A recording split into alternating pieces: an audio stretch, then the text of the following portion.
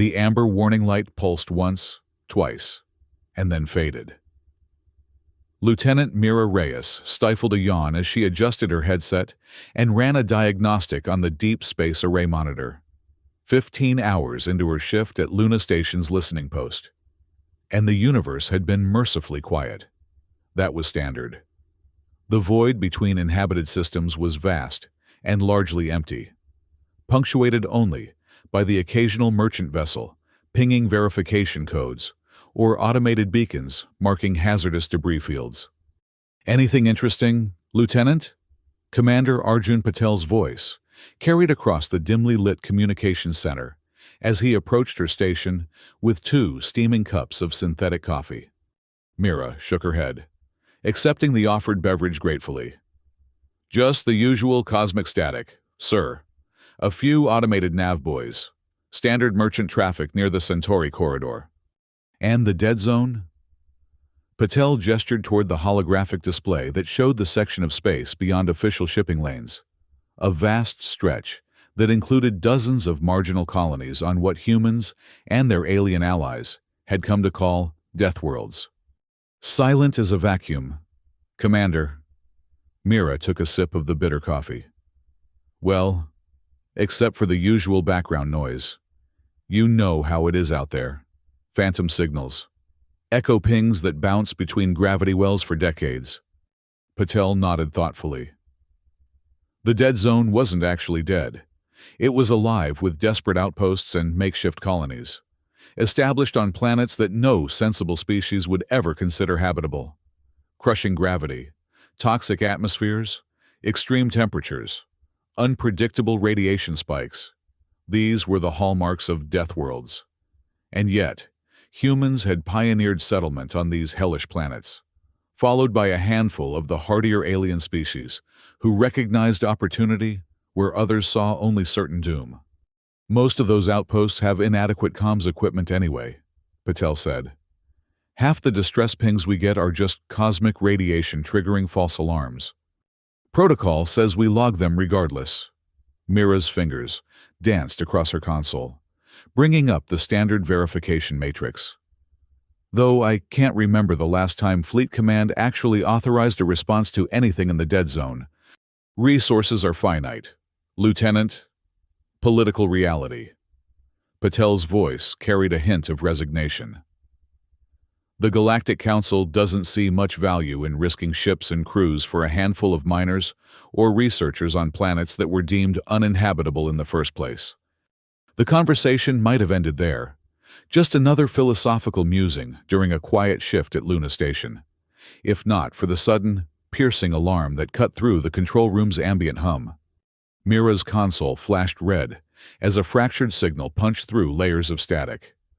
Her fingers flew across the interface, isolating and amplifying the transmission. "This is Colony Theta 29, under siege, unknown hostiles." The voice was male, strained with barely controlled panic.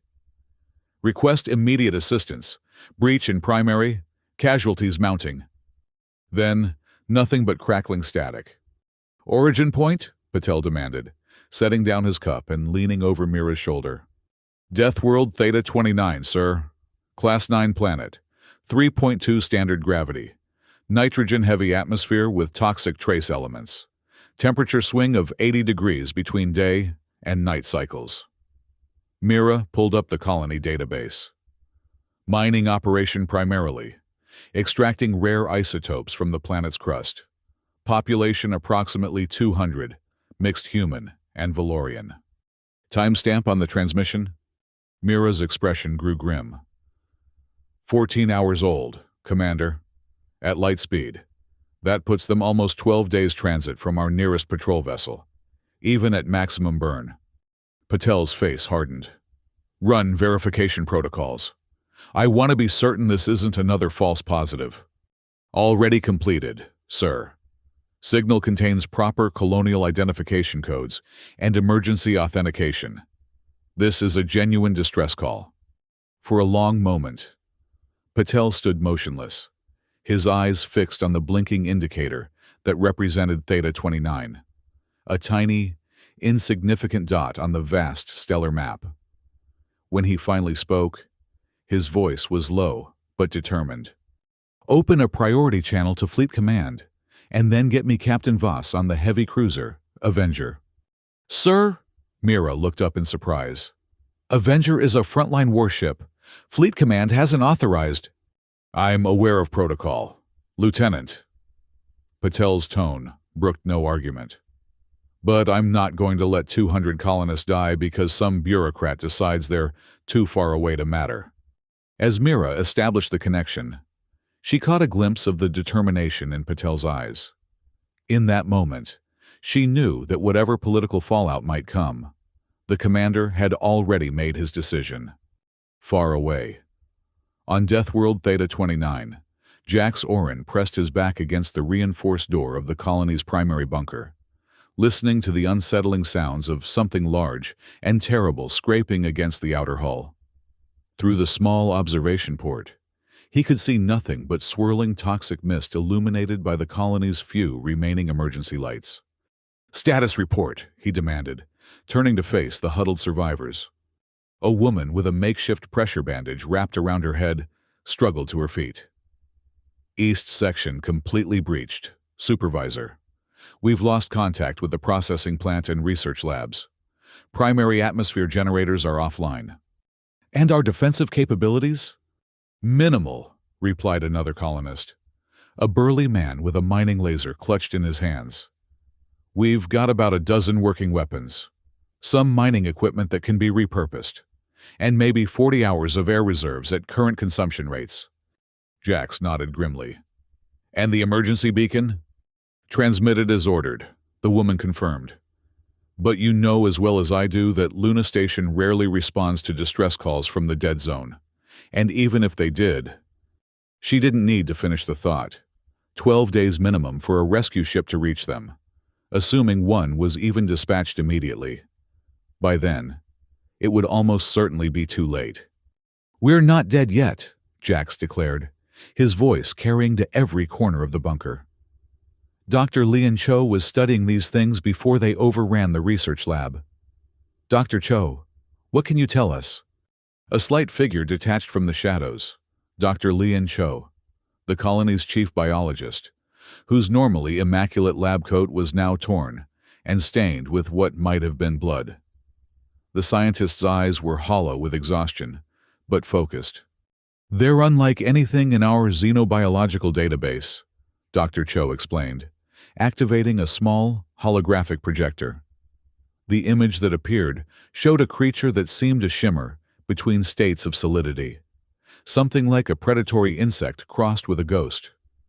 "I'm calling them wraiths, for lack of a better term.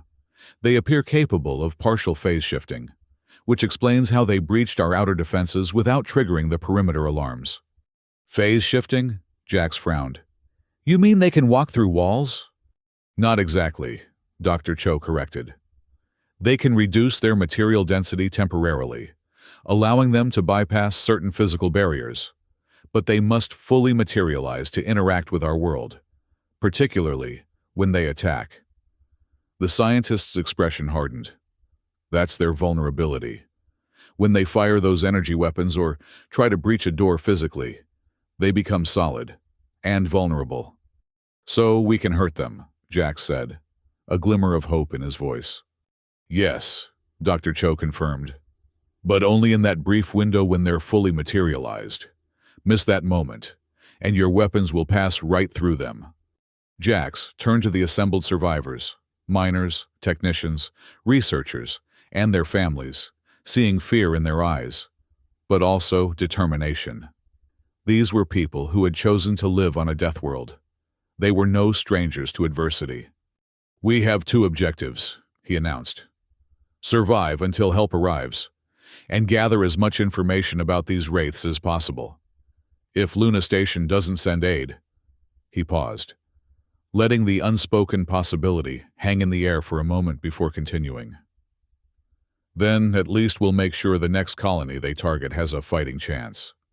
High above Earth, aboard the heavy cruiser, Avenger, Captain Helena Voss received the transmission from Luna Station with a face carved from stone. The bridge crew watched her in silence as she absorbed the details of the situation on Theta 29. Time to intercept at maximum burn, she asked her navigation officer. 11 days, 14 hours. Captain, and that's pushing the engines beyond recommended safety parameters. Voss nodded once, sharply. Plot the course. Engineering. Prepare for sustained maximum output. Captain, her executive officer spoke up hesitantly. Fleet Command hasn't officially authorized this mission. The bureaucratic channels alone could take days to... We have our orders from Commander Patel. Voss cut him off. And more importantly, we have our duty.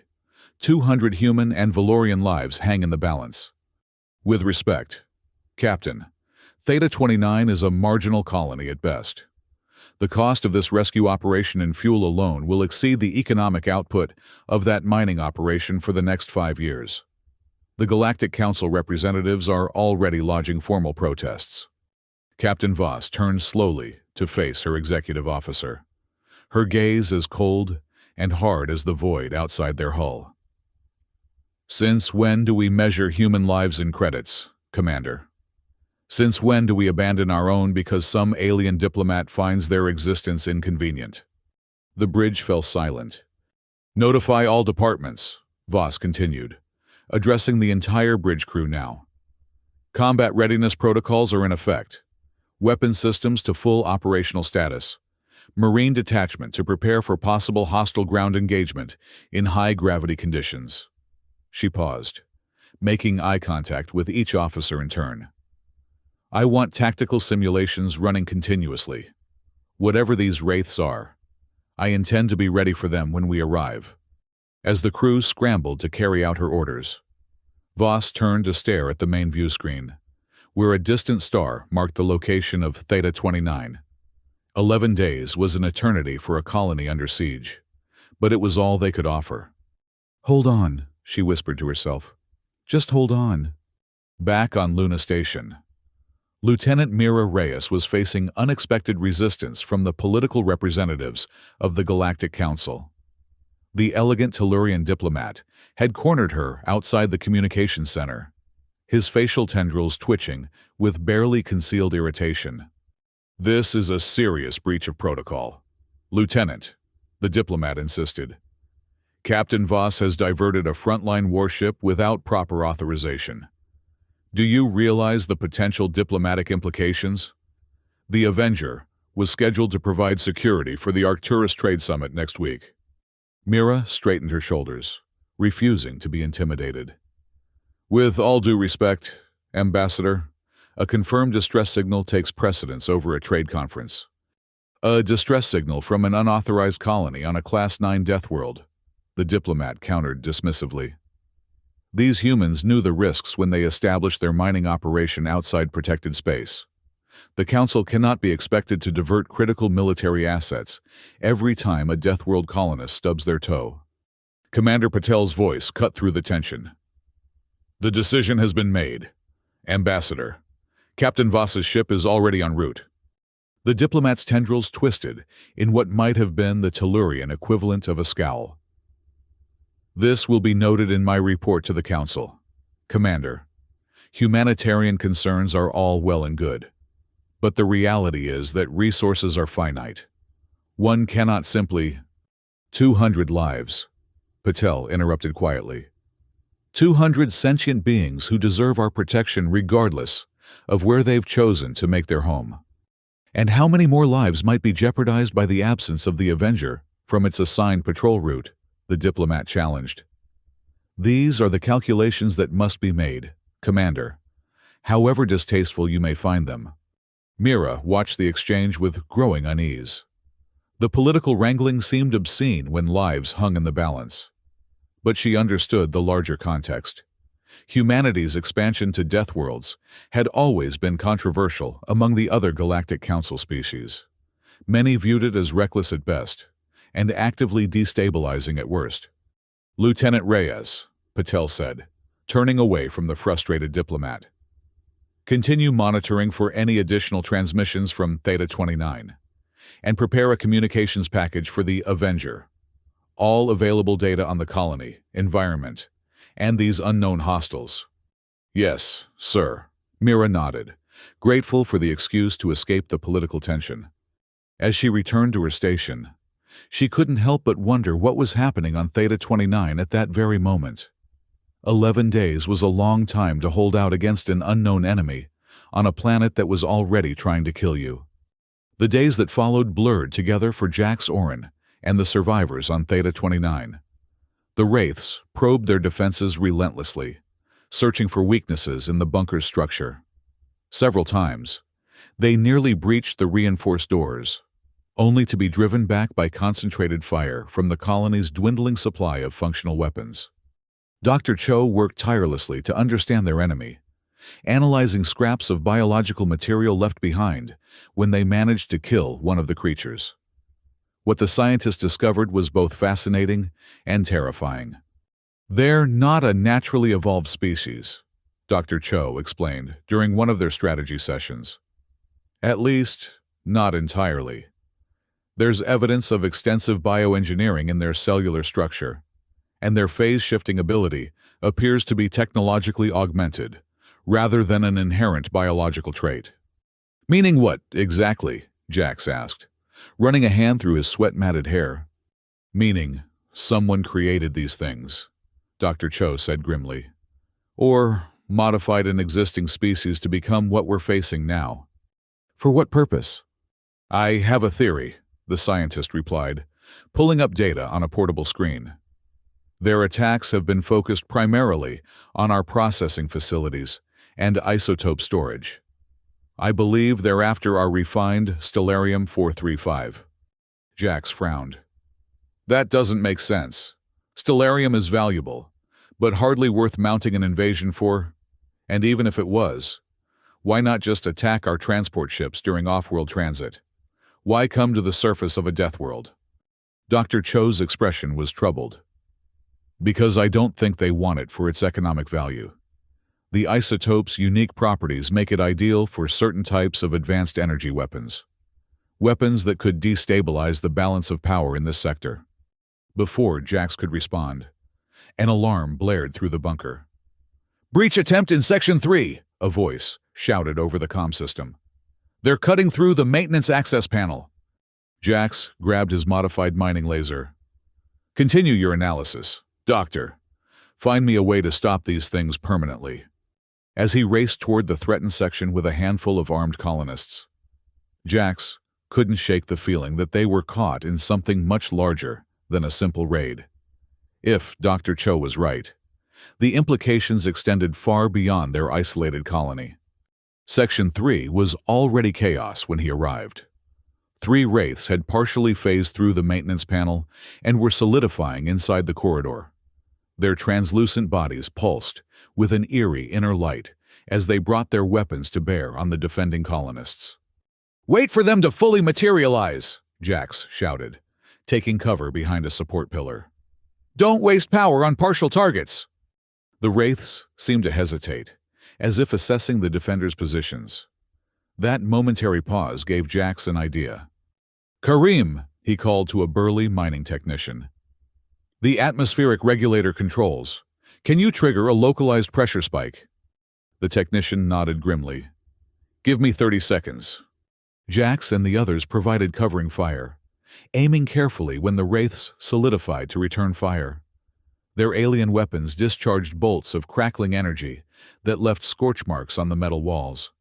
Now! Kareem shouted, slamming his fist onto the control panel.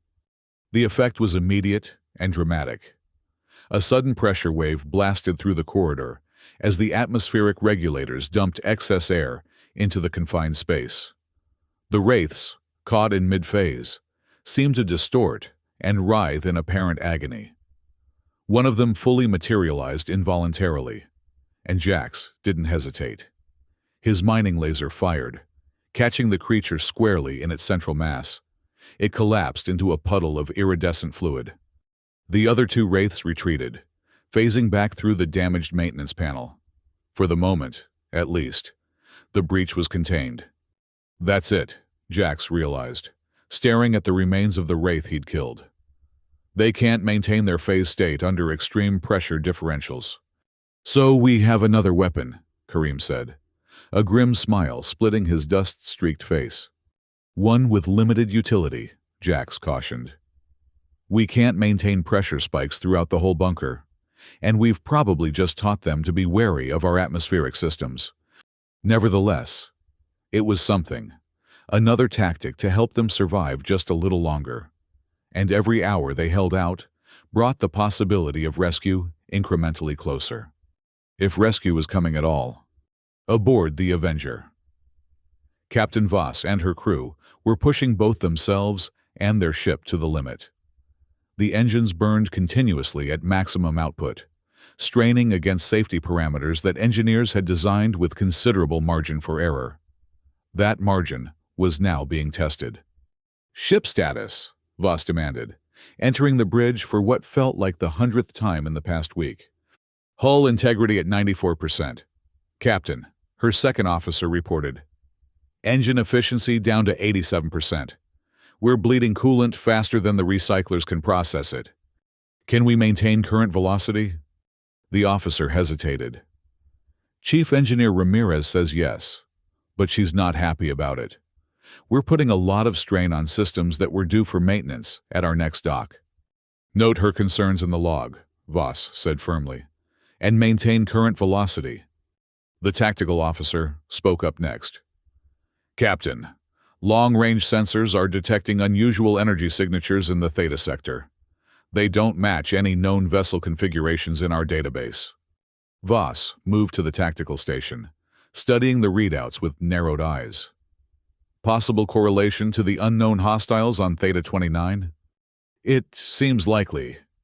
Captain, the signatures are concentrated in a loose blockade formation around the approach vectors to the planet. So they have ships, Voss murmured. This isn't just a ground assault. It's a coordinated operation. She straightened, addressing her weapons officer. Power up the main railgun batteries. I want continuous tactical simulations using these sensor readings. If we're heading into a blockade, I need options for breaking through. Aye, Captain. Voss returned to her command chair, fingers drumming thoughtfully on the armrest. The situation was growing more complex and more dangerous by the hour. A ground rescue would be challenging enough on a Class 9 Deathworld. Having to fight their way through an orbital blockade first would stretch their resources to the breaking point.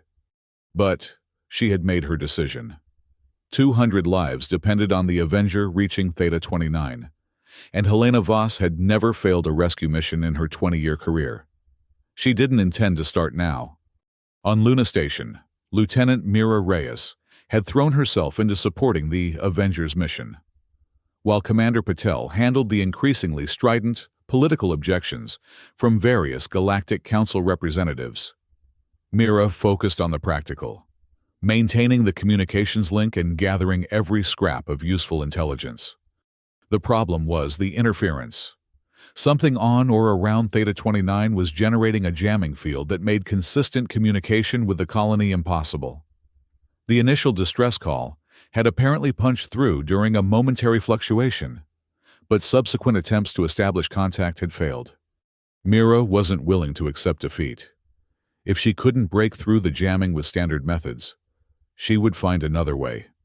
Request permission to access the external antenna array, sir, she asked Commander Patel during one of his brief appearances in the communications center. Patel frowned. The external array? That would require EVA procedures. Lieutenant, it's not exactly a routine request. I know, sir, but I have a theory. Mira pulled up a technical schematic on her display. If I can manually reconfigure the high-gain dishes on the far side of the station, I might be able to focus a narrow-beam transmission that could punch through the interference. It would give Captain Voss updated intelligence that could be crucial to the rescue operation. Patel studied the schematic, then looked up at Mira's determined face. After a moment, he nodded. Permission granted, but take all standard safety precautions. I don't need to remind you that EVA operations carry significant risk. Understood, sir. Thank you. 2 hours later, Mira found herself floating in the vacuum of space, tethered to Luna Station by a single safety line, as she carefully adjusted the massive communications dishes. Her EVA suit's heating system struggled to compensate for the extreme cold of the station's shadow side, and her fingers were growing numb despite the insulated gloves. "Just a little more," she muttered to herself, using a specialized tool to realign the primary reflector array. "Come on, come on." The work was painstaking and dangerous. One wrong move could damage equipment worth millions of credits, or worse, send her drifting away from the station. But Mira pressed on, driven by the knowledge that the colonists on Theta 29, and now the crew of the Avenger, were counting on her, whether they knew it or not. Finally, after nearly 3 hours of delicate adjustments, Mira reconnected the last circuit and initiated the diagnostic sequence. The array hummed to life, its dishes reorienting toward the distant coordinates of Theta 29. "Communications to Lieutenant Reyes," Patel's voice crackled in her helmet. "Status report." "Modifications complete, Commander," Mira replied, unable to keep a note of triumph from her voice. "Narrow beam transmitter online and functioning within parameters. We're punching through." "Any response from the colony?" Mira checked the readout on her wrist display. "Negative, sir. The jamming is still too strong for two-way communication, but we're receiving data packets from the colony's automated systems. Fragmented, but better than nothing." "Well done, Lieutenant. Return to the airlock immediately." As Mira carefully made her way back along her tether, she felt a surge of fierce pride. It wasn't much, perhaps, just fragments of data from automated sensors. But it was something, a lifeline, however tenuous, to the people fighting for survival on a distant death world, and to the ship racing to their rescue. Days turned to nights on Theta 29, each cycle marked by new Wraith attacks and increasingly desperate defensive measures. The colonists had been forced to abandon the outer sections of the bunker as their numbers dwindled and their ammunition grew scarce. Now they were concentrated in the central hub, fortifying their position with whatever materials they could salvage. Jax moved among the survivors, offering encouragement where he could, though his own reserves of hope were dangerously low. The air recyclers were failing, and the toxic atmosphere of Theta 29 was seeping in through damaged seals. Already, the young and the elderly were showing symptoms of exposure, racking coughs, skin lesions, cognitive impairment. "How much longer can we hold out?" he asked Dr. Cho in a quiet moment between attacks. The scientist's face was haggard with exhaustion. "The air quality is deteriorating rapidly, even with rationing. I estimate no more than 36 hours before toxicity reaches lethal levels." Dr. Cho paused, hesitating. "And there's something else. Something I haven't told the others yet." Jax felt a chill that had nothing to do with the bunker's failing environmental controls. "Tell me." "The Wraiths are adapting," Dr. Cho said softly. "Each new wave shows slight modifications, improved phase stability, resistance to our pressure tactics. It's as if they're evolving in response to our defenses, but at an accelerated rate." "That's not natural," Jax said, frowning. "No, it's not. I believe they're being directed, perhaps by some form of hive mind, or by the ships our sensors detected in orbit before the satellite array went down." Before Jax could respond, a young colonist, barely into her teens, approached them hesitantly. "Supervisor Oren, people are asking, is help coming? Did anyone hear our message?" Jax looked into the girl's hopeful eyes and found he couldn't lie, but neither could he crush what little hope remained. "We got a signal out," he said carefully. "Whether anyone received it and is able to respond, that I don't know, but we're not giving up. Not while we still have air to breathe and weapons to fight with." The girl nodded solemnly and returned to her family, who were huddled together near one of the few functioning heating units. "You should have told her the truth," a bitter voice said from behind them. Jax turned to see Malik, one of the senior mining engineers, His face twisted with anger and fear. "No one is coming. We're on our own. Just like every other Deathworld colony that's vanished without a trace." "We don't know that," Jax countered, keeping his voice low. "Luna Station has rescue protocols."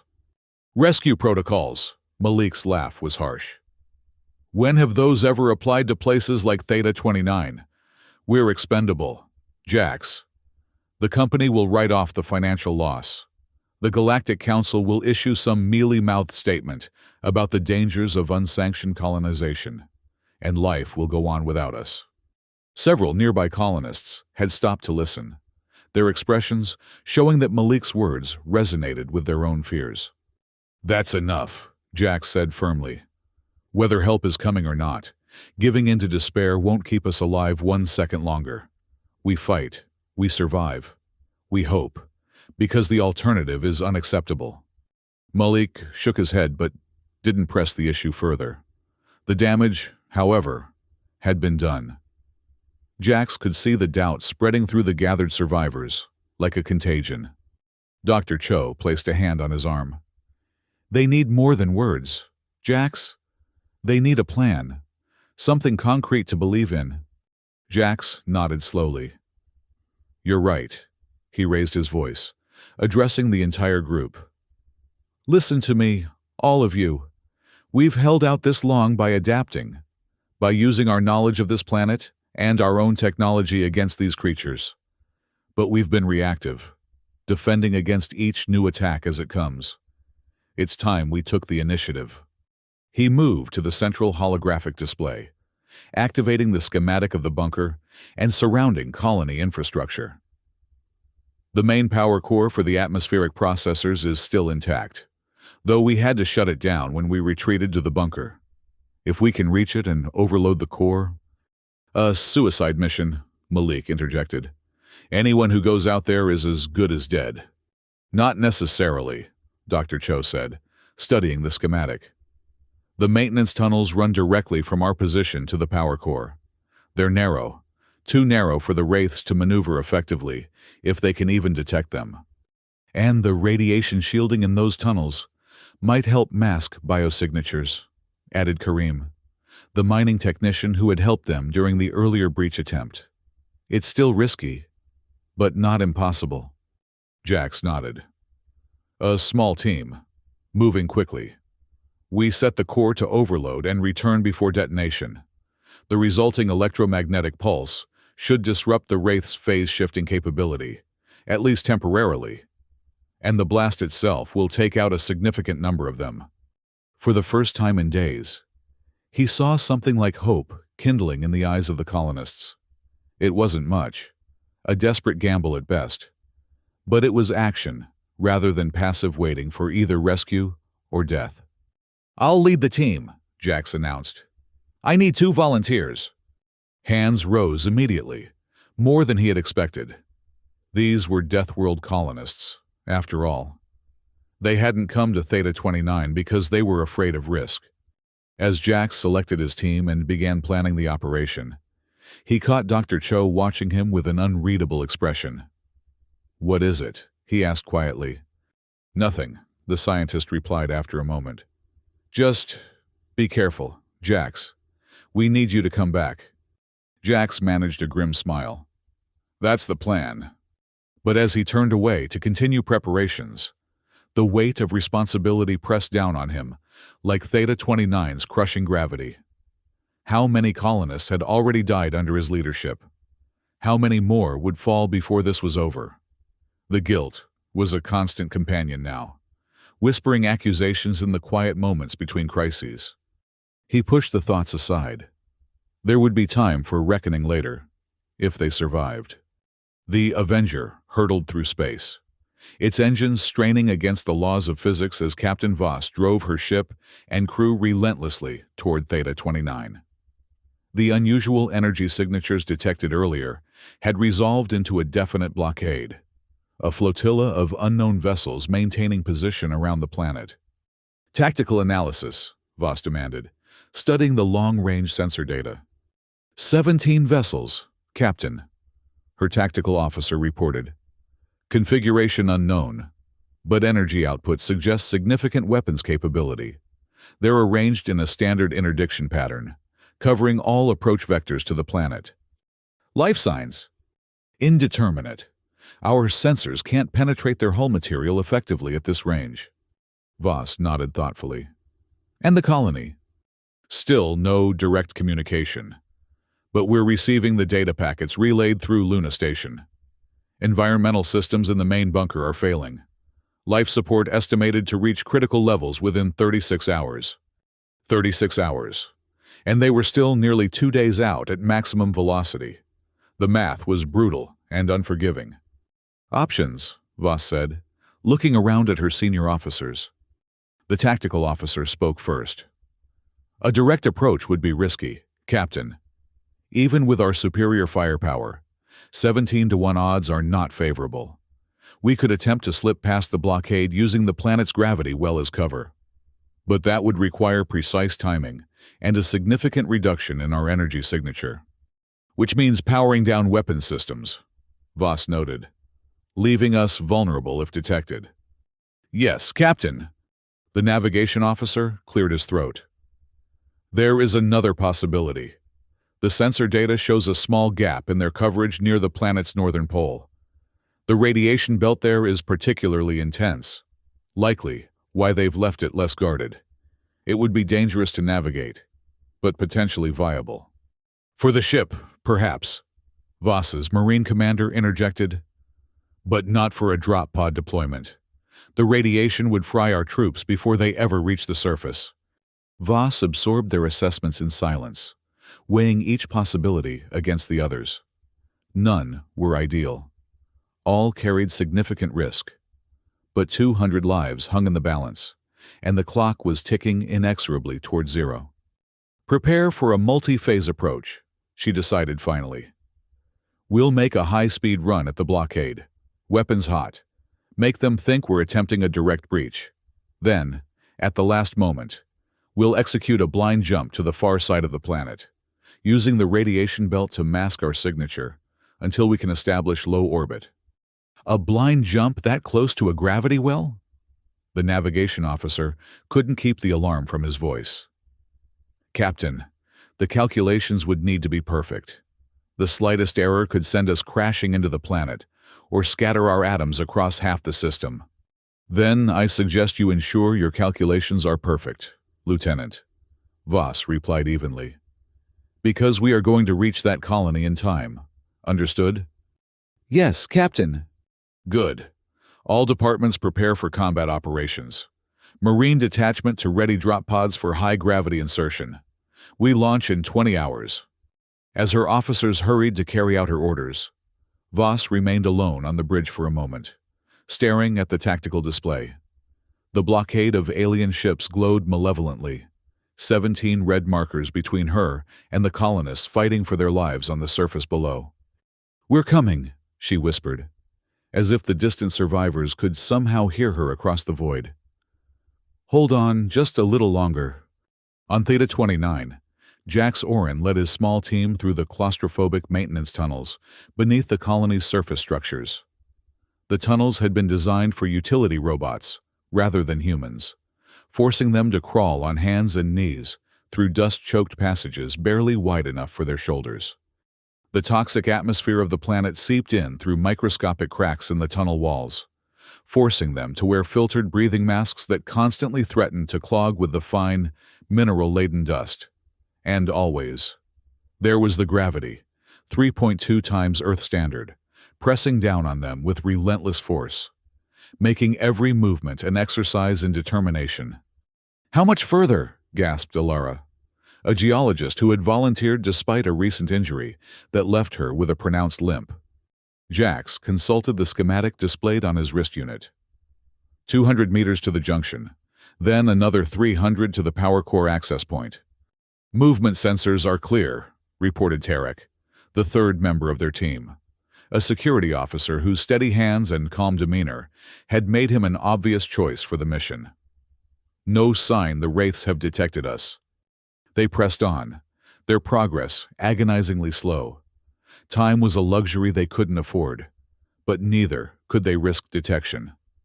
The plan depended entirely on reaching the power core unnoticed.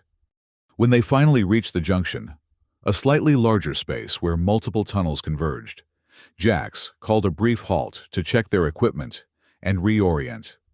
"Status?" he asked, wiping sweat from his forehead with a dust-streaked sleeve. "Filter at 60%, Alara reported, checking her breathing mask. "It's clogging faster than expected. This dust is like nothing I've seen before. Almost seems attracted to the filter medium." "Same here," Tarek confirmed. "We should adjust our timeline. At this rate, we'll need to replace filters before we can make it back to the bunker." Jax frowned. They hadn't brought spare filters, an oversight born of haste and limited supplies. "We'll manage," he decided. The core access chamber should have emergency equipment, including breathing apparatus. We'll use those for the return journey if necessary. They continued onward, now following a tunnel that sloped gradually upward toward the surface.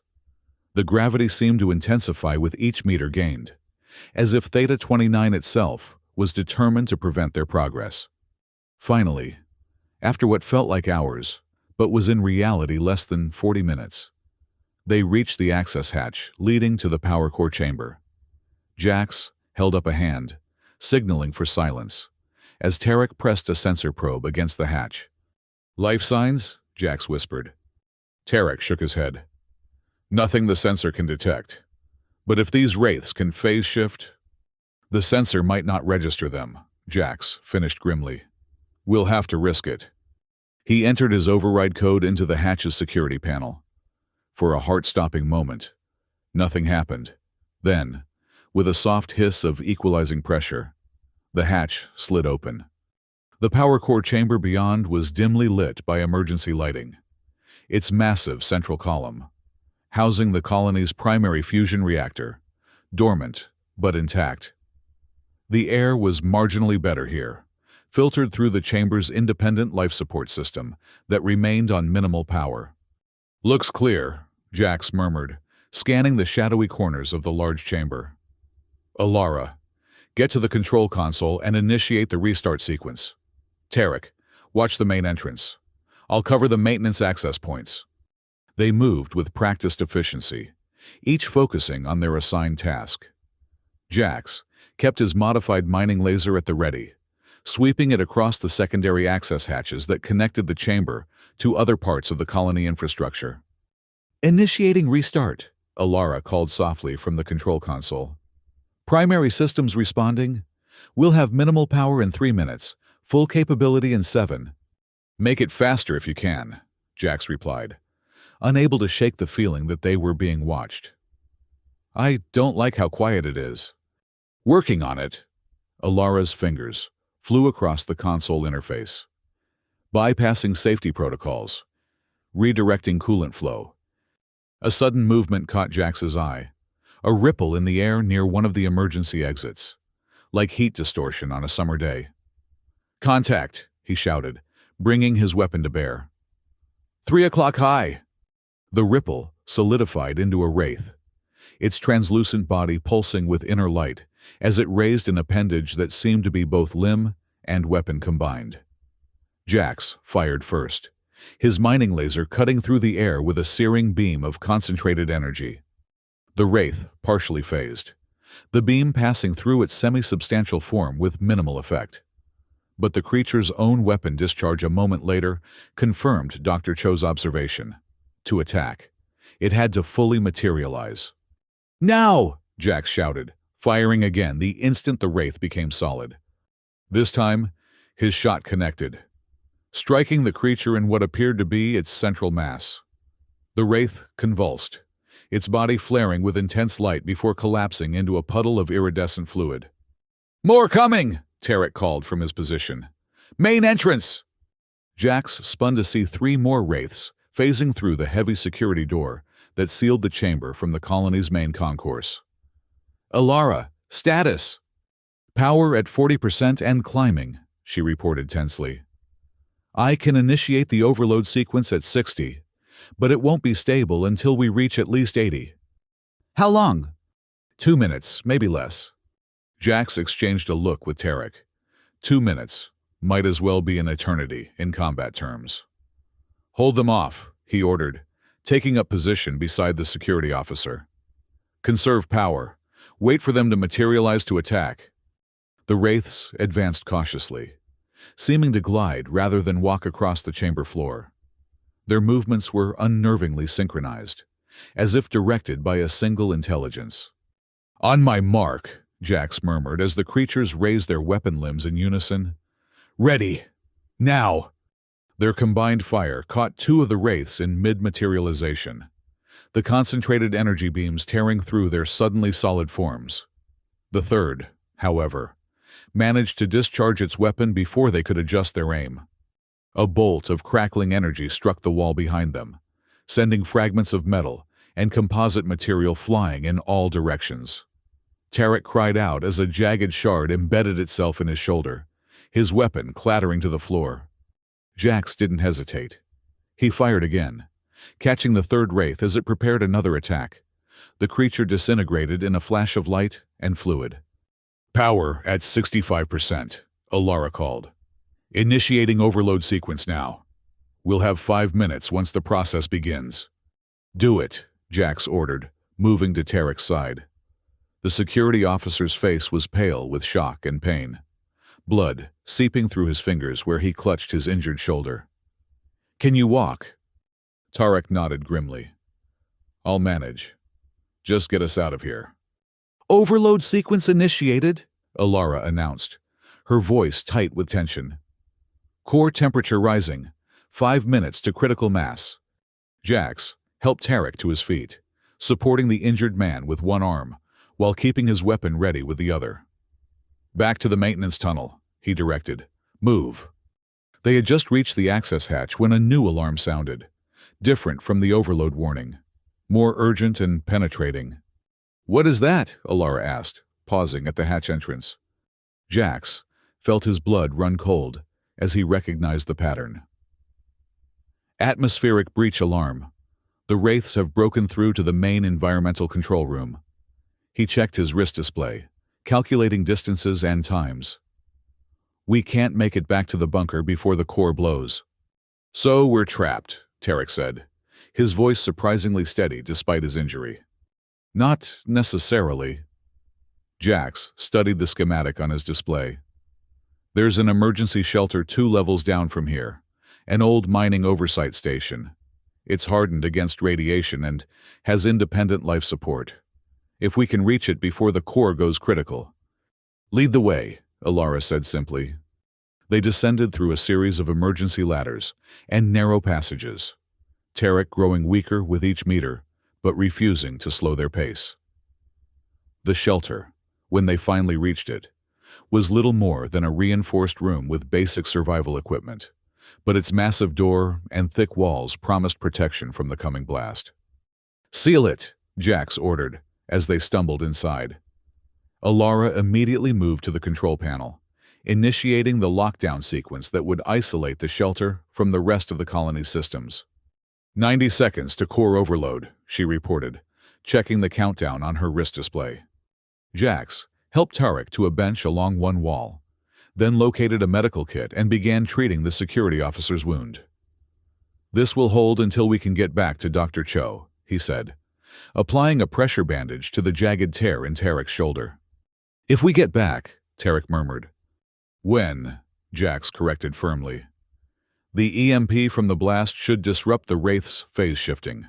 Once they're vulnerable, the colonists in the main bunker can mount a counterattack. And if they don't? Alara asked quietly. If we've miscalculated? Jax didn't have an answer for that. Instead, he checked the shelter's communications panel. No signal to the bunker, he reported. Too much interference. They'll have to make their move based on the blast alone. 30 seconds, Alara announced. They fell silent, each lost in their own thoughts as the countdown ticked inexorably toward 0. Jax found himself thinking of the colonists he'd left behind, faces filled with hope when he'd promised to return with a plan to defeat the wraiths. Had he failed them, or given them their only chance at survival? 10 seconds, Alara whispered. 9, 8. Jax closed his eyes, picturing the main bunker, willing Dr. Cho and the others to understand what was about to happen and be ready to act. 3, 2, 1. The world went white. In the cold vacuum of space above Theta 29, Captain Voss stood on the bridge of the Avenger as her ship hurtled toward the alien blockade at maximum velocity. The 17 vessels maintained their formation, seemingly unperturbed by the human warship's aggressive approach. "Energy signatures increasing across the blockade," reported the tactical officer. "They're powering up weapon systems." "Hold course," Voss ordered, her voice steady despite the tension evident in every line of her body. "Weapon status: main railgun batteries at full charge. Captain, point defense systems online and tracking. Marine drop pods loaded and ready for deployment." Voss nodded, her eyes never leaving the tactical display. "Time to intercept?" 3 minutes, 17 seconds. It was a desperate gambit, making the alien vessels believe they intended a frontal assault, only to execute a precision jump at the last possible moment. But desperation was all they had left. The most recent data packets from Theta 29 painted a grim picture. Environmental systems failing, toxic atmosphere seeping into the main bunker, colonists dying from exposure. 2 minutes to intercept, the navigation officer announced. Jump coordinates locked and verified. Voss took a deep breath. "All hands, secure for emergency maneuver. This will be rough." The warning echoed throughout the ship as crew members strapped themselves into acceleration harnesses or grabbed hold of secured fixtures. What they were about to attempt, a blind jump in proximity to a planetary gravity well, violated every safety protocol in the manual. But sometimes, protocols had to be broken. 1 minute to intercept, alien vessels forming up into attack pattern. Voss felt a cold certainty settle over her. "They're expecting us to break off," she murmured. "Standard tactical doctrine would have us veer away now. Try to draw them out of formation." "Should we adjust our approach, Captain?" asked her executive officer. "No." Voss's voice was iron. "We do exactly what they don't expect.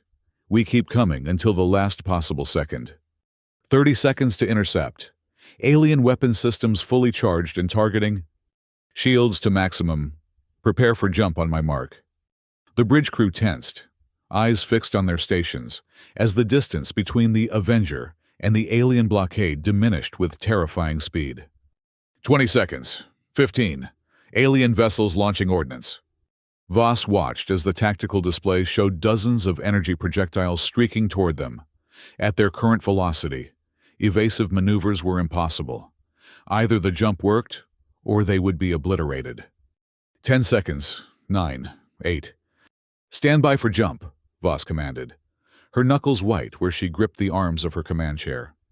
7, 6, 5. "Jump now!" For a heartbeat, nothing happened. Then, reality itself seemed to tear around them. The view screen flared with impossible colors as the ship's jump drive forced open a momentary rupture in space-time, hurling the Avenger through the gap before it could collapse. The sensation lasted less than a second, but to those experiencing it, it seemed an eternity. Then, with a bone-jarring lurch, the ship emerged on the far side of Theta 29, the planet's bulk now between them and the alien blockade. "Jump complete," the navigation officer reported, his voice shaking with relief and adrenaline. "Position verified. Low orbit over Theta 29's northern hemisphere. Radiation belt providing sensor cover as predicted." Voss allowed herself a moment of satisfaction before refocusing on the mission. "Damage report?" "Minor structural stress throughout all decks, Captain. Nothing critical. Shields at 78% and regenerating." "Alien response?" "They're scanning, but the radiation belt is confusing their sensors. I don't think they've pinpointed our position yet." "Good." Voss turned to her Marine commander. "Prepare for drop pod deployment. Target coordinates are the main colonial bunker. Your primary objective is evacuation of all survivors." "Understood, Captain." The Marine commander hesitated. "With respect, we don't know what we're facing down there. The data packets from Luna Station mentioned phase-shifting hostiles, but details are minimal. I am aware of the risks, Commander," Voss replied evenly. "But those colonists have held out for nearly 2 weeks against an enemy we barely understand, on a planet actively trying to kill them. I think they've earned our best effort, don't you?" The Marine commander straightened. "Absolutely, Captain. We won't let them down." As the commander left to brief his troops, Voss returned her attention to the tactical display. The alien blockade was breaking formation, ships moving to search for the Avenger. They had minutes at most before they were discovered. "Weapons officer, target the nearest alien vessel and prepare to fire. Once we launch the drop pods, we'll need to draw their attention away from the planet's surface." "Targeting solution acquired, Captain. Main railgun batteries locked and charged." Voss nodded grimly. "On my mark." She was interrupted by a sudden alarm from the sensor station. "Captain! Massive energy surge detected on the planet's surface, near the main colony site." "Source?" "Appears to be some kind of reactor overload. The radiation signature is consistent with a fusion core detonation." Voss frowned. "The colonists?" "Unknown, Captain. But the blast was precisely targeted. It appears to have taken out a significant concentration of the alien ground forces." A fierce smile curved Voss's lips. "They're still fighting down there, still finding ways to strike back." She turned to her communications officer. "Signal the Marine commander. Launch drop pods immediately. Target any concentration of human life signs near the blast zone." "Aye, Captain." Within moments, the Avenger shuddered slightly as 12 heavily armored drop pods were launched from its ventral bays, streaking toward the planet's surface like meteors. Each pod contained a squad of Marines equipped with specialized gear for high-gravity combat and toxic atmosphere conditions. "Pods away, Captain. Estimated time to planetfall, 6 minutes." "Excellent." Voss's expression hardened as she returned her attention to the tactical display, where the alien vessels were beginning to converge on their position. "Now, for our part, weapons officer, target the lead alien ship and fire at will. Let's give our Marines the time they need." The Avenger's main railgun batteries discharged with a subsonic thrum that vibrated through the ship's hull. Hyper-accelerated projectiles crossed the void at a significant fraction of light speed, striking the lead alien vessel before its defenses could respond. The effect was devastating. The alien ship's hull ruptured in multiple locations, venting atmosphere and debris into space as secondary explosions cascaded through its internal systems. "Direct hit, Captain. Target heavily damaged." "Don't give them time to regroup," Voss ordered. "Target the next ship and continue firing. Full evasive maneuvers. Keep their attention on us and away from those drop pods." As the Avenger engaged the alien fleet in a deadly dance of firepower and maneuverability, 12 drop pods entered Theta 29's toxic atmosphere, their heat shields glowing white-hot from the friction of entry. Inside the lead pod, Marine Sergeant Mara Taval checked her squad's readiness one final time. "Remember your training," she told them over the squadcom channel. 3.2 gravity means every movement costs 3 times the normal effort. Conserve energy, use the exo-assist in your armor, and stick to cover whenever possible. The pod bucked violently as it hit a pocket of turbulence, throwing the Marines against their restraints. Taval grimaced behind her helmet visor. "Atmospheric entry is always the worst part," she commented, trying to keep her troops focused through the bruising descent. "After this, facing some phase-shifting aliens will feel like shore leave." A few nervous chuckles answered her over the comm. Then, the pod's internal speakers blared with an automated warning. "Prepare for final descent. Impact in 30 seconds." Taval's expression grew solemn. "Whatever we find down there, remember, these colonists have been fighting for their lives for nearly 2 weeks. They deserve our respect and our very best effort. We get them out, no matter the cost. Clear? Clear, Sergeant! Her squad responded in unison. Impact in 10 seconds. A brace for landing. Taval closed her eyes briefly, centering herself as she had before every combat drop in her 15-year career. Then, the pod slammed into the surface of Theta 29 with bone-jarring force, its shock absorbers straining to cushion the impact in the planet's punishing gravity.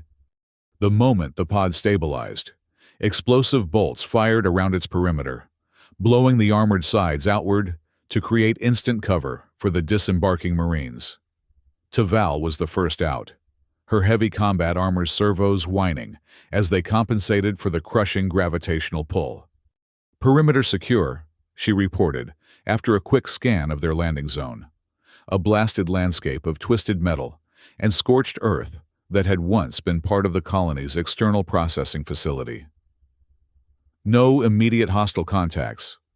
The rest of her squad deployed in practiced formation, weapons tracking across the toxic mist that swirled around them. Their armor was fully sealed against the planet's atmosphere, with triple redundant filtration systems and enough air for 6 hours of continuous operation. Life signs detected, reported her second-in-command, indicating a readings on his tactical display. 300 meters northeast, faint but stable. That's our target, Taval confirmed. Move out, standard approach pattern. Stay alert for hostiles. They advanced cautiously through the ruins, each step requiring conscious effort against Theta 29's relentless pull. The blast, whatever its source, had left a crater nearly 50 meters across, surrounded by a ring of destruction that spoke to the power of the detonation. "Sergeant," called one of her scouts, "movement ahead." Taval raised a fist, halting the squad as she activated her helmet's enhanced optics. Through the swirling toxic haze, she could make out figures approaching, 3 of them, moving with the awkward gait of people struggling against high gravity without the benefit of powered armor. "Hold position," she ordered her squad. "Potential friendlies approaching." One of the figures raised an arm, waving with deliberate movements to signal peaceful intent. As they drew closer, Taval could see they were colonists, their environment suits patched and jury-rigged, filters clogging with the planet's toxic dust. "Marines?" The lead figure's voice came through scratchy and distorted over what appeared to be a salvaged comm system. "Earth Marines?" "Affirmative," Taval responded, stepping forward. "Marine Sergeant Mara Taval, heavy cruiser, Avenger. We're here to evacuate survivors."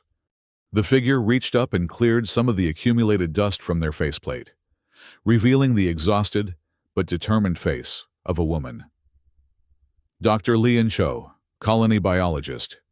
You have no idea how glad we are to see you." "Sergeant?" "Likewise, Doctor. What's the situation?"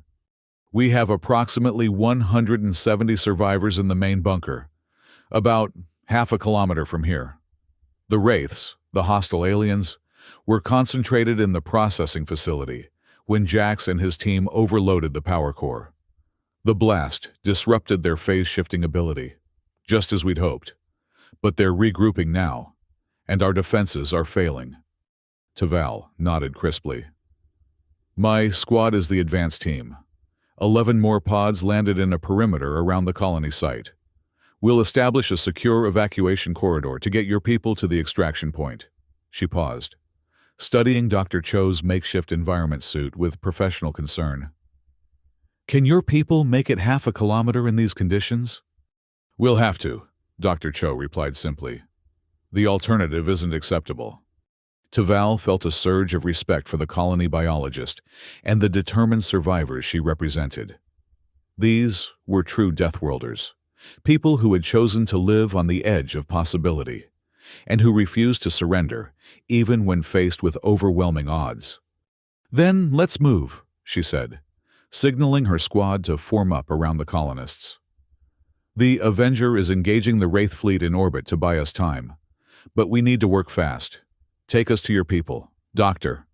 As they made their way toward the main bunker, Taval couldn't help but reflect on the captain's words before the mission. These colonists have earned our best effort. Looking at Dr. Cho's resolute stride despite the crushing gravity and toxic atmosphere, Taval knew the captain had been right. These people deserved everything the Marines and the Avenger could give, and more. In the chaotic hours that followed, past and present seemed a blur for Jack Soren. The power core detonation had temporarily disrupted the Wraith's phase-shifting ability, allowing the colonists to mount a desperate counterattack. When Jax, Alara, and Tarek finally managed to fight their way back to the main bunker, they found Dr. Cho leading an organized evacuation, supported by Earth Marines in heavy combat armor. The reunion was brief, but emotional. Many had believed Jax and his team lost in the blast. There was no time for extended explanations. However, the Wraiths were regrouping, and their ships in orbit were engaged in fierce battle with the human cruiser that had broken through their blockade. The Marines have established an evacuation corridor, Dr. Cho explained, as medical personnel tended to Tarek's shoulder wound. Dropships will land at 5-minute intervals to take groups of colonists to the Avenger. We're prioritizing the wounded, the young, and the elderly. Jax nodded, watching as the first group was prepared for evacuation. Environmental suits checked and reinforced where possible.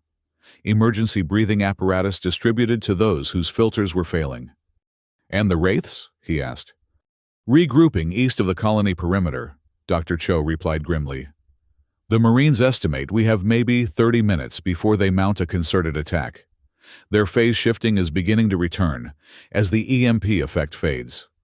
Jax absorbed this information with a weary nod. 30 minutes to evacuate nearly 200 people through a toxic atmosphere under crushing gravity. With hostile aliens closing in, it would be close.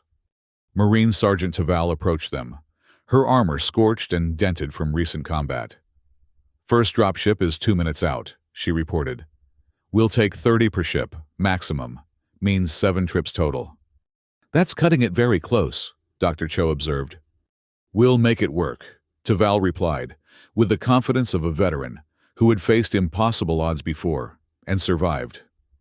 "My squads will hold the perimeter. You focus on getting your people ready to move fast when those ships land." The first evacuation went smoothly.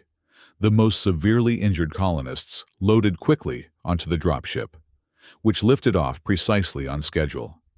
The second followed with similar efficiency, taking the youngest colonists and their caregivers. It was during the third evacuation that things began to unravel. "Contact!" shouted a Marine on the eastern perimeter. "Multiple hostiles approaching fast!" Jax joined Taval at the defensive position, watching through the toxic haze as the Wraiths advanced, dozens of them, moving with an unnerving synchronization that suggested a hive mind at work. "They've adapted," he observed grimly.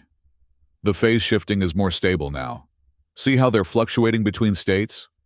Taval nodded, her expression hidden behind her helmet, but her tension evident in her stance. "We need to slow them down. Buy time for the next dropship." "I have an idea," Jax said, turning to Dr. Cho, who had joined them. "The atmospheric processors, we can overload the secondary units the same way we did the power core. Smaller blast. But it should disrupt their phase shifting again, at least temporarily." "The controls are in the central hub," Dr. Cho pointed out. "Someone would have to go back inside the colony structures." "I'll go," Jax volunteered immediately. "I know the systems better than anyone." Taval shook her head. "Too dangerous. I'll send a Marine team." "With respect, Sergeant, your Marines don't know the colony systems, and there's no time to explain the override protocols. It has to be me." After a moment's hesitation, Taval nodded reluctantly. "Take Johnson and Lee for cover," she ordered, indicating 2 of her squad members. "The rest of us will hold this position as long as possible." Jax accepted a Marine combat helmet, adapted for his environment suit. The enhanced optics and communications gear a significant upgrade over his colonist equipment. "This should take 5 minutes. Maximum," he told Dr. Cho. "Keep the evacuation moving. Don't wait for us if the dropship arrives." "Jax," Dr. Cho began, But he cut the scientist off with a shake of his head. No arguments, Doctor. The priority is getting our people off this rock. Before Dr. Cho could respond, Jax and his marine escorts were moving, ducking through the toxic haze toward the colony's central hub.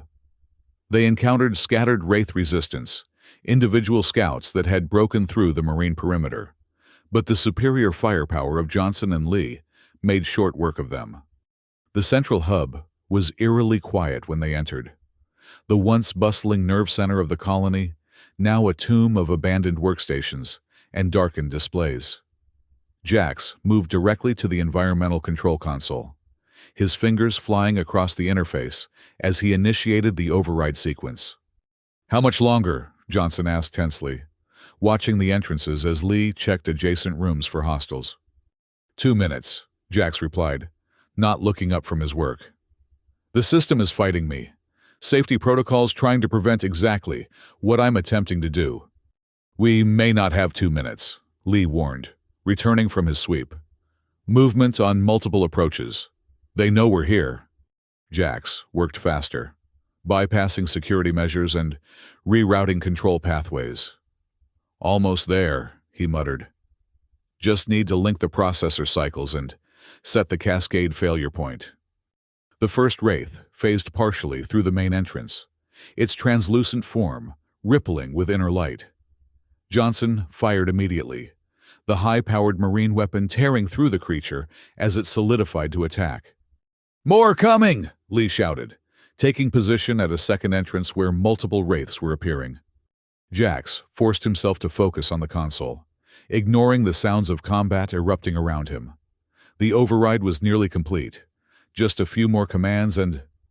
Got it, he exclaimed, as the console flashed with warning indicators.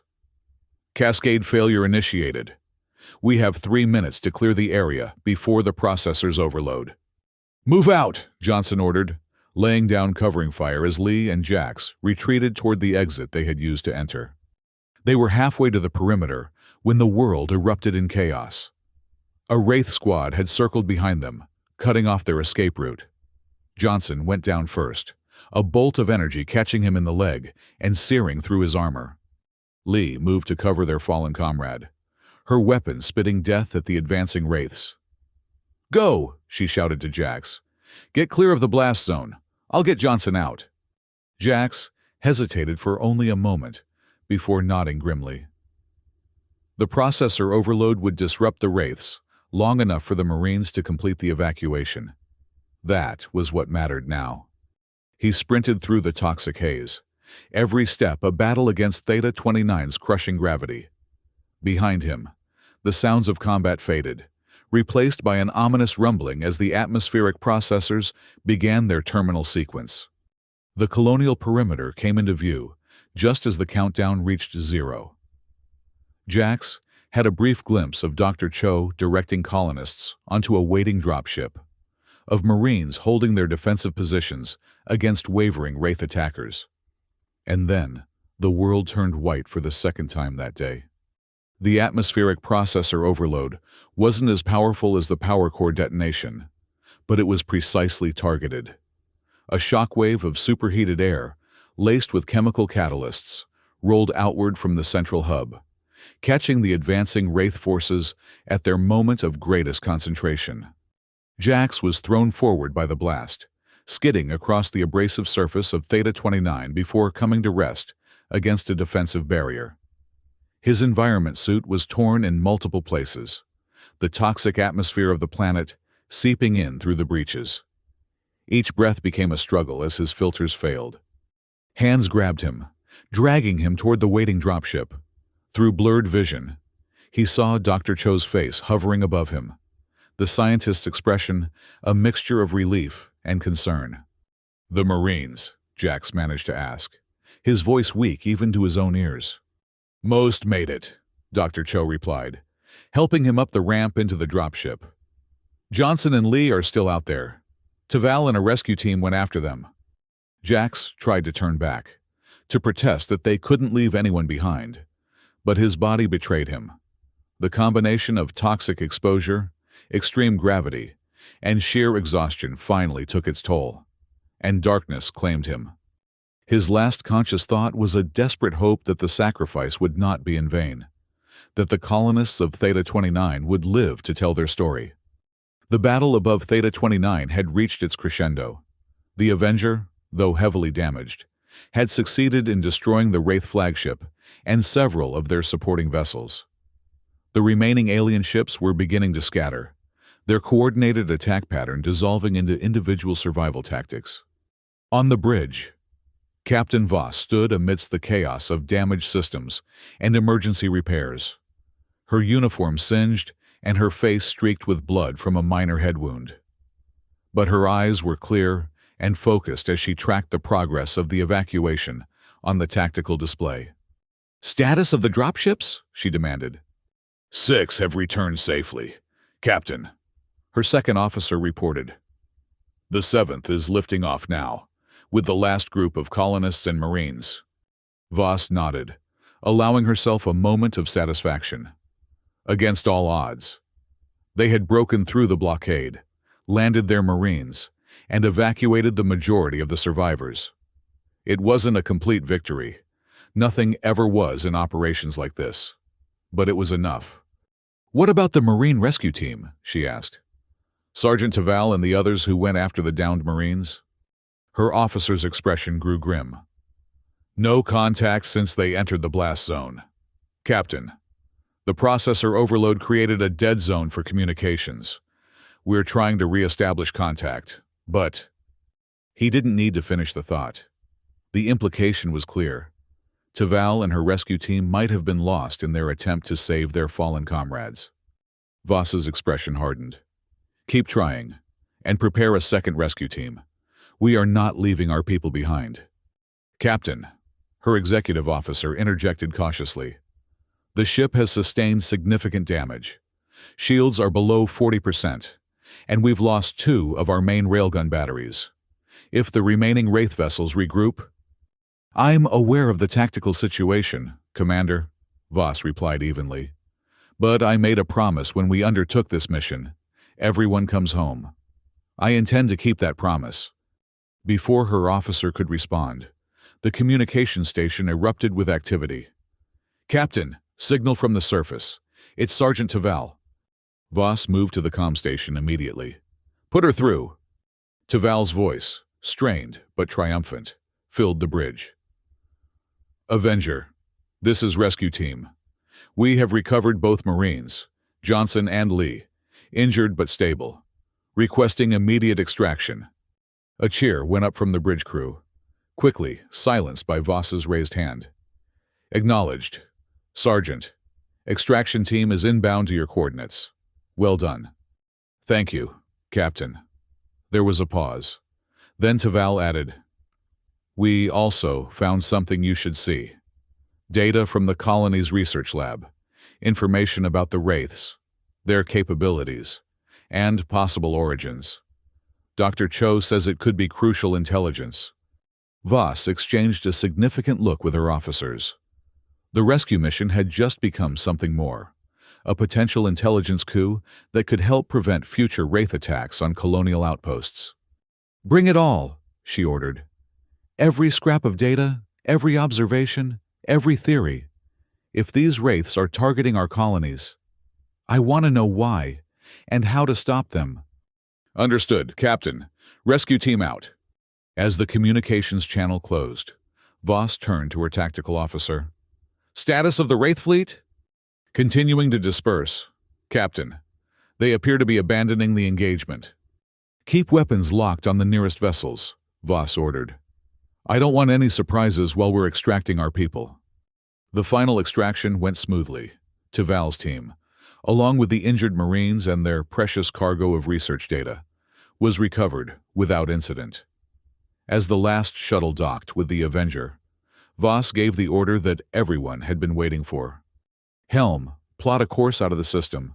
Maximum sustainable speed." "Course plotted, Captain. Ready at your command." Voss took one last look at the tactical display, where Theta 29 glowed as a blue sphere, beautiful and deadly. A world that had nearly claimed 200 lives, but had ultimately failed, thanks to the courage of its colonists and the determination of her crew. "Execute," she ordered quietly. "Take us home." The Avenger broke orbit smoothly, its damaged hull gleaming in the light of Theta 29's distant sun as it accelerated away from the Deathworld and the scattered remnants of the Wraith fleet. In the ship's medical bay, Jax Orin regained consciousness slowly, the crushing weight of Theta 29's gravity replaced by the blessed normalcy of the ship's artificial gravity. His body ached in places he hadn't known could feel pain, and his lungs burned with each breath, the aftermath of toxic exposure when his environment suit had been breached. "Welcome back," said a familiar voice beside him. Jax turned his head carefully to see Dr. Cho seated next to his medical pod, the biologist's face showing signs of exhaustion, but also profound relief. "The colony?" Jax asked, his voice rough from disuse. 173 survivors evacuated safely," Dr. Cho replied. "Out of an original population of 212. Better odds than anyone expected, given what we were facing." Jax closed his eyes briefly, absorbing the numbers. 39 lost. 39 people who had trusted him to keep them safe, on a world that had never been meant for human habitation. The guilt was a physical presence, pressing down on him more heavily than Theta 29's gravity ever had. "You're thinking about those we lost," Dr. Cho observed quietly. "Don't. Think instead about those who lived because of what you did, what we all did together." "And the Marines who went back for Johnson and Lee?" "Sergeant Taval and her team made it out. Both injured Marines are recovering. Taval said to tell you that your atmospheric processor gambit saved the entire evacuation. The Wraiths were massing for a final assault that would have overwhelmed our defenses." Jax nodded slowly, the knowledge providing some small measure of comfort. "And now, where are we headed?" "Luna Station first," Dr. Cho explained. "Captain Voss says we need to report directly to Commander Patel before the Galactic Council representatives can interfere. After that," the scientist shrugged. "Who knows? The company will write off Theta 29 as a total loss. I expect too expensive to rebuild, especially with the Wraith threat still out there." "And the survivors?" "Reassignment to other colonies. Probably. Though after what we've been through, I imagine some will opt for less challenging postings." Dr. Cho's expression grew determined. "Not me, though. I intend to go back." "Back?" Jax stared at the scientist in disbelief. "To Theta 29? After everything that happened?" "Especially after everything that happened," Dr. Cho replied firmly. "The research data we recovered from the labs could be crucial in understanding the Wraiths and their intentions. But more than that." The scientist paused, seeming to search for the right words.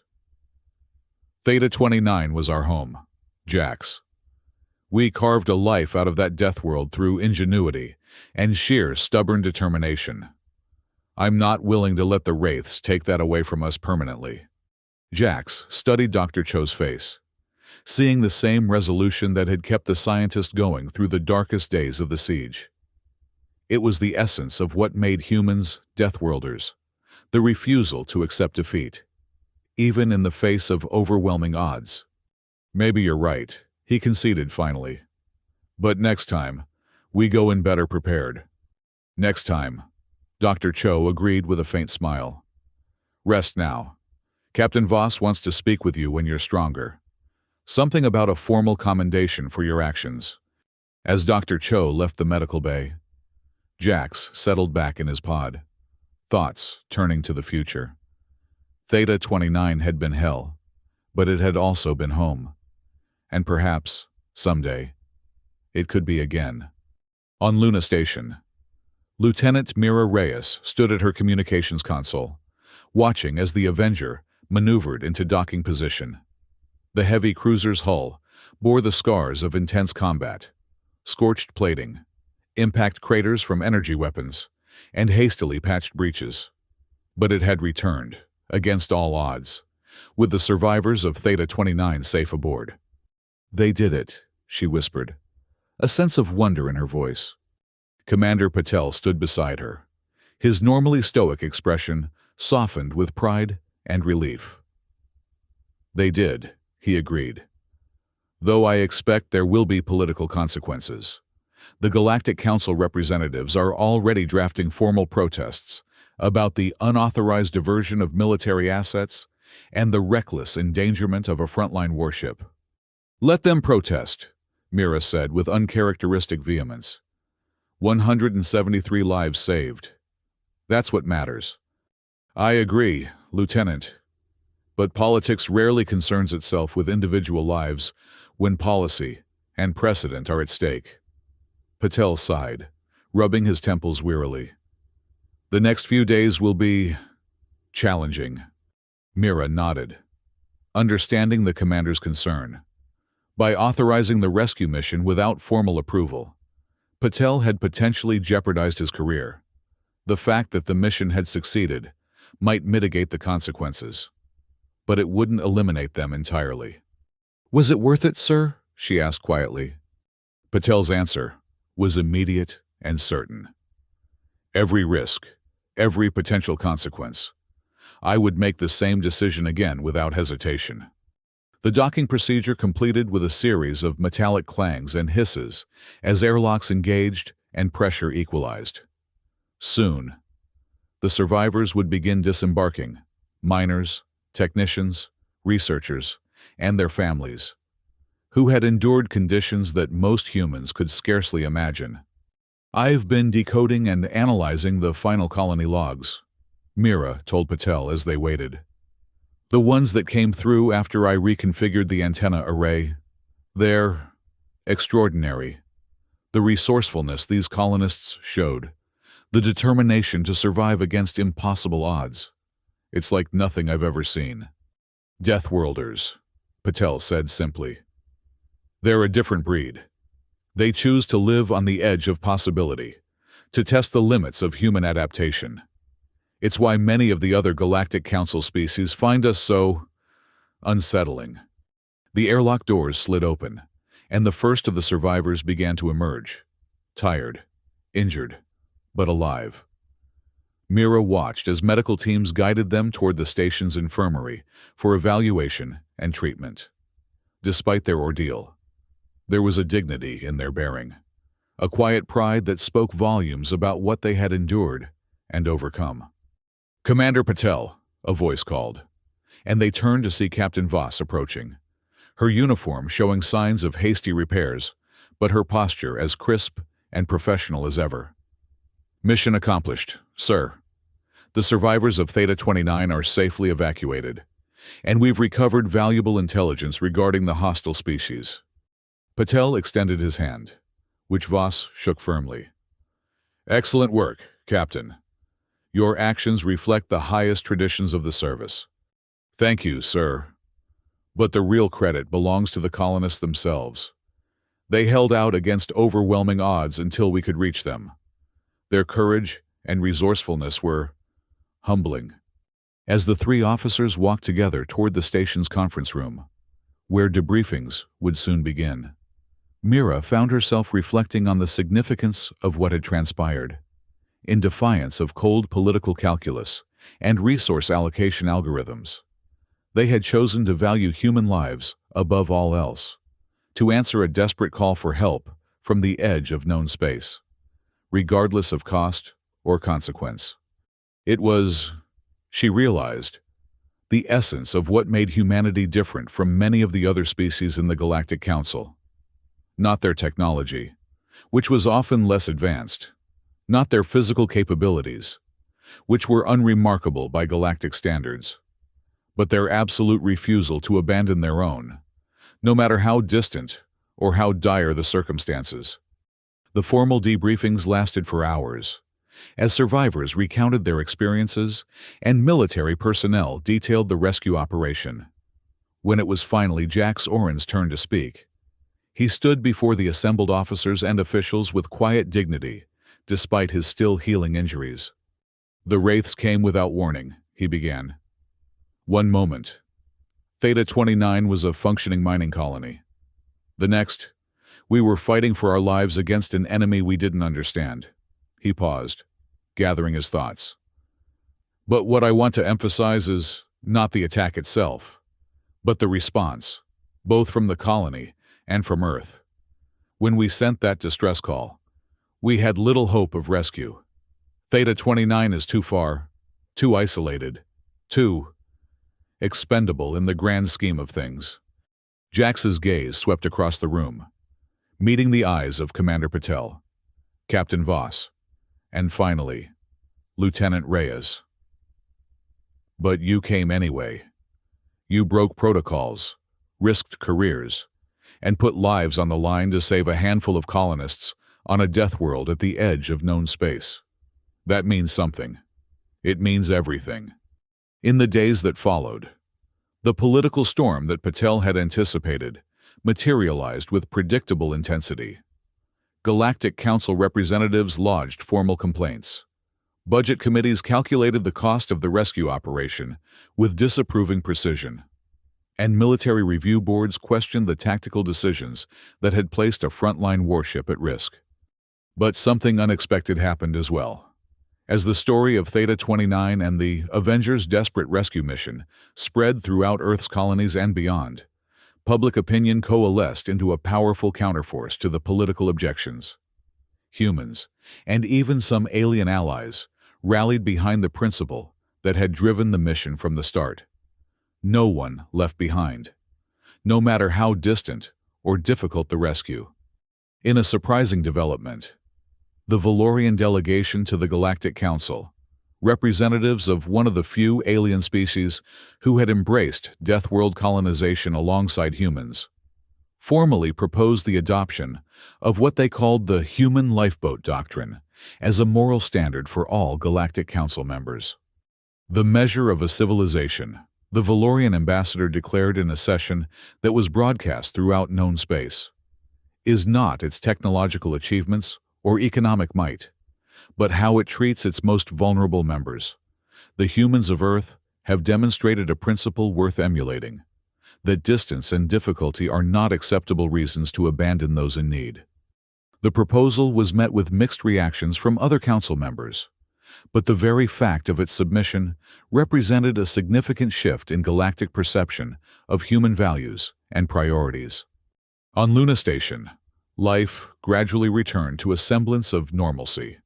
Commander Patel, though formally reprimanded for his unilateral decision to dispatch the Avenger, remained at his post, a tacit acknowledgement from his superiors that while protocols had been broken, the moral imperative behind his actions was difficult to fault. Lieutenant Mira Reyes received a commendation for her innovative reconfiguration of the communications array, which had provided crucial intelligence to the rescue operation. The experience had changed her, instilling a newfound confidence in her abilities and a deeper appreciation for the human spirit of resilience. And Captain Helena Voss, after overseeing repairs to the Avenger, received new orders to lead a task force specifically designed to investigate the Wraith threat and protect vulnerable colonies in the outer reaches. It was an assignment that acknowledged both her tactical acumen and her unwavering commitment to the protection of human life, regardless of political expediency. 6 months after the evacuation of Theta 29, a small ship departed Earth orbit, bound for the distant death world that had nearly claimed 200 lives. Aboard were Dr. Lian Cho, Jax Oren, and a hand-picked team of scientists, engineers, and security personnel, all volunteers who understood the risks they were undertaking. Their mission was twofold: to establish a research outpost dedicated to studying the Wraith threat, and to begin the long process of reclaiming what had been lost. It was not a corporate venture this time. Profit margins and resource extraction were secondary concerns at best. This was about principle, about refusing to cede ground to fear and intimidation. As the ship accelerated toward its distant destination, Dr. Cho stood beside Jax on the observation deck, watching as Earth dwindled to a pale blue dot behind them. "Having second thoughts?" the scientist asked. Jax shook his head. "No, this feels right, necessary, even. We learn. We adapt. We return stronger. Isn't that the human way? The Deathworlder way, Dr. Cho corrected with a slight smile. Not everyone understands it, but those who do.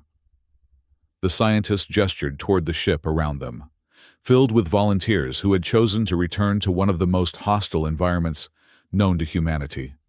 Jax nodded, understanding the unspoken sentiment. Those who embraced the Deathworlder ethos were a special breed, not because of physical strength or intellectual prowess, but because of an indomitable spirit that refused to accept limitation or defeat. As the ship's engines powered up for the long journey ahead, Jax caught sight of a newly added emblem on the vessel's stern, illuminated by the distant sun. An image of Theta 29 with a simple phrase emblazoned beneath it. No SOS goes unanswered. It was more than a slogan. It was a promise, to themselves, to future colonists, and to a galaxy that was still learning what it meant to embrace the Deathworlder spirit. A promise that distance, danger, and difficulty would never be acceptable reasons to abandon those in need. A promise that, wherever humans ventured among the stars, they carried with them the unshakable certainty that no call for help would ever go unheard. No matter how far, no matter how dangerous, no matter how impossible the odds. Because that was what it meant to be human. That was what it meant to be a Deathworlder. And that was a legacy worth any sacrifice to uphold.